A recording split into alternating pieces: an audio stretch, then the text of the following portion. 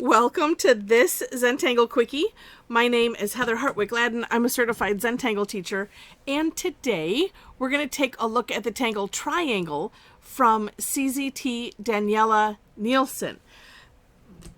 This one popped out as the inspiration today. A lot of times I just look at a bunch of tangles, a bunch of posts, different places. Something will jump out, and this was it. I think just because it was a crazy day with lots of tangling, and I'm like, I personally love a good grid pattern, and this one, and I like to have like some order, right? Randomness scares me quite a bit, but I work at it. That's what Zentangle does. Anyway, I'm like going, oh, look at that. That's very nice. Okay, let's do that one. And it's neat on top of it. All right. So we're going to start off, and some of you, those of you that don't like grid patterns, you're just like, oh, whatever. I'll try it. It's okay. And I appreciate your humoring me. All right. Okay, so a grid pattern. I'm just going to do a 4-square.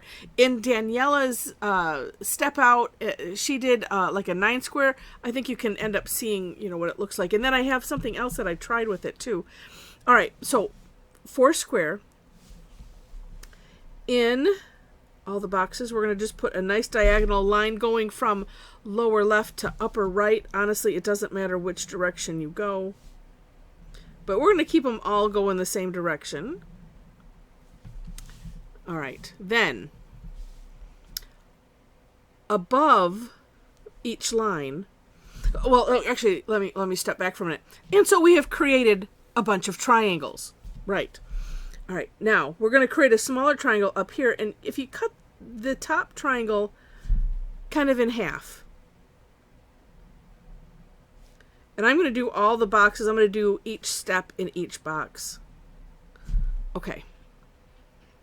Actually, that kind of looks neat too. All right, but we're going to, we have this that is no longer a triangle, and we don't want it to be left out. So therefore, we will make triangles out of this. The way I found to do this was to start. I'm going to start on these outer sides, and make a little triangle here, and here, make a little triangle on either side. And then in the middle, so in the middle of what's left, connect those lines. So then it's kind of even. I found that I had the best success with that. Just looking at the step out, it's just this shape, right? It's a big W. And it's like, oh, well, how do I do that and make myself happy with having it, them be kind of even. And that was the way I found. So either side, then, and actually I kind of eyeballing this middle and coming up like that. And even on the times that it wasn't quite exact, it still was okay. Because if the angles, it's like even there, like, okay, these are a little narrower than those. Yeah, so what? It's Zentangle.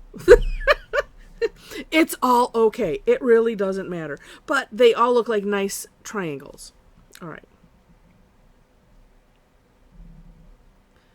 And then, and this is a nice one just, to kind of go slow. All right. So now we're back to everything as a triangle. But we're going to take the top section one step further. And again, I found it to be easiest to make a line from this intersection to either side. Now we have 2 triangles and a diamond, and then if we just draw that line across, then we have then we have triangles. So sometimes just finding the right, starting point and way to focus is a big help. And I'm sharing it this way because my brain, as I was looking at it, I was like, well, wait, okay, so I'm going to make a bunch of triangles here in that section, and then I'm going to make a triangle here. And it's like, you don't have to think about it that way. It's going back to the elemental strokes. Oh no, I'm going to do 2 straight lines. I'm going to start here and go up up. Oh, okay, look at that. At an angle. And there we go. So, all right. I hope that, I don't know if you've looked at this one. This is a fairly recent email that came from Tangle Pattern. It's one of the more recent ones that Linda sent out. And that is essentially it, except for decorating. Now, I'm gonna because I like the way I shaded it. Oh, you know what? No, I'm gonna do something different. There's always a bunch of ways that you could decorate. One thing that I didn't do, and I noticed that Linda kind of did this in her little thumbnail, but you could, and maybe I'll just do it in two of these. You could do a nice aura. Oh, you know what? Wait, that wrecks things. Oh, but wait. Well, it does make a triangle in a triangle, so that's okay. I was kind of enjoying we're making all of these little triangles, but we still are. That one where we did this line, that definitely was not a triangle, so we have to have that step in there. So so you could play with aura-ing. You could play with filling in, any of the sections that you might want. I'm just thinking, just do some shading. Yes. If I put these lines here, connecting the corners, we make more of a 3D triangle, as if it's a gem.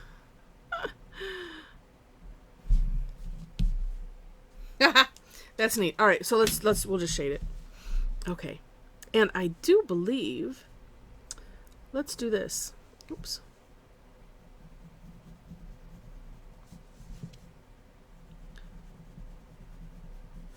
We'll get all of these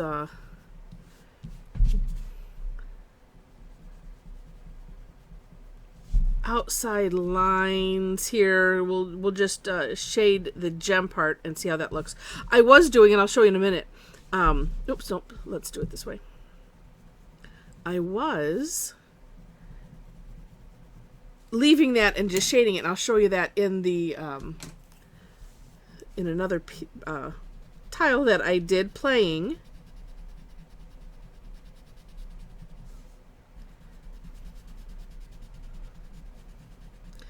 Now this is something that I like to do, is put heavy graphite on in one area, let it create a gradient up, and I think it has sometimes just a neat effect.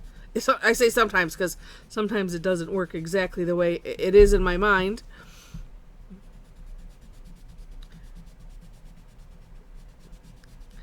I was thinking, oops, let's get it this way.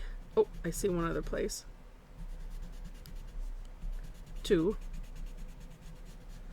I always like to have the tip of the tortillon on the line that I don't want to go over, versus, reaching here and doing it. And it's also, as Rick has said, oh, right there, I forgot, to put it where, put the tip of, it goes with the pencil too, the pencil or the tortillon, put the tip where you want it the darkest. That's another good way to think about it. See, that's neat. So it creates that gradient and kind of raises it up a little bit. Just neat. And then, and now this looks like a biohazard sign, doesn't it? It does. Well, if I filled them in, then it would be different to highlight that. But now that I've said it right, now it's just in your head. Well, we'll look at it this way so it's not so apparent. So one of the things that I was thinking about on this was, this one square, it's really a fragment. And in this example, I did this as a fragment in the same direction in all of these. So I thought, well, what if I changed it up? And at first I was thinking, well, what if I did, this on this side? And then as I was doing it, I'm like, what, that's just going to end up with a whole bunch of little triangles. And yeah, and never mind. But what I did was, as you can see, so this one started off the same. Then, so I started off with lines really putting them, it made a big diamond in the center, and then decided to put the little triangles to the inside. And I just think it turned out rather neat. So doing it on a bigger grid, you can do that. You can, have them, the direction of that first diagonal, you can have that change up, and then again, whichever side you want to have the little triangles go on, switch it up however you wish. So that just adds a lot more fun to this tangle. And I just thought, what I could do here too. Do I dare? Because I really want to, I do dare. I do dare, because that's just the kind of person that I am.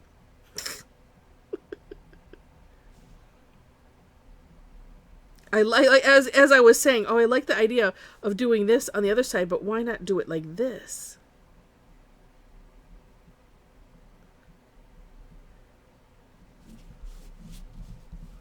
Inside.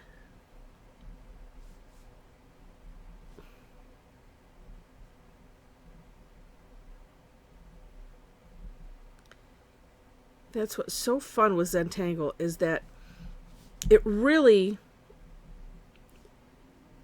gets the creative juices flowing, because there's no limit. There's no wrong.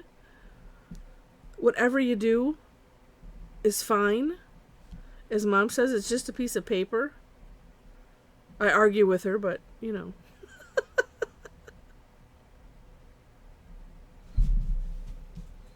Oh, see, that looks, I don't know. I think that looks kind of neat. I find it rather relaxing in any case with Zentangle. But just having, nice little straight lines, little triangles, little geometric things, it just works. It really does.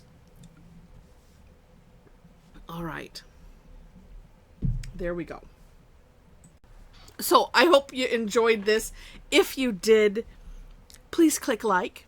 And if you liked it enough to see more, I'd love to have you be a subscriber to the channel. I know Zentangle HQ just hit the 100,000, and you get a cute little, well, not necessarily little, you get a neat little plaque from YouTube. And I'm like, oh, someday. So if you like it enough to see more, please click on subscribe. And but really only if you like it enough to see more. In the description section, I mentioned that you can find links to the step outs. I always do my own version, and then link to the creator of the tangle, so that way you can see it from their hand, and in any of the gorgeous samples that they provide. Below that, ways to connect with me, I have a link to my website, as well as a Facebook page. So if you happen to be on Facebook, would love to connect with you there. And if you'd like to be a part of the conversation in our Tangle Addicts community, we would love to have you. There's a link to our group page there. Know that there are 3 questions to gain entry. And yeah, and so we love to kibitz with you. All right, I think that's it. Oh, except for I do teach classes twice weekly, and you will find that information on my website. Most of them are free. I do have some that are paid. I also have a membership club, so if you really like it, you might want to take a look at that. And with that, thanks so much for watching, and I wish you happy tangling.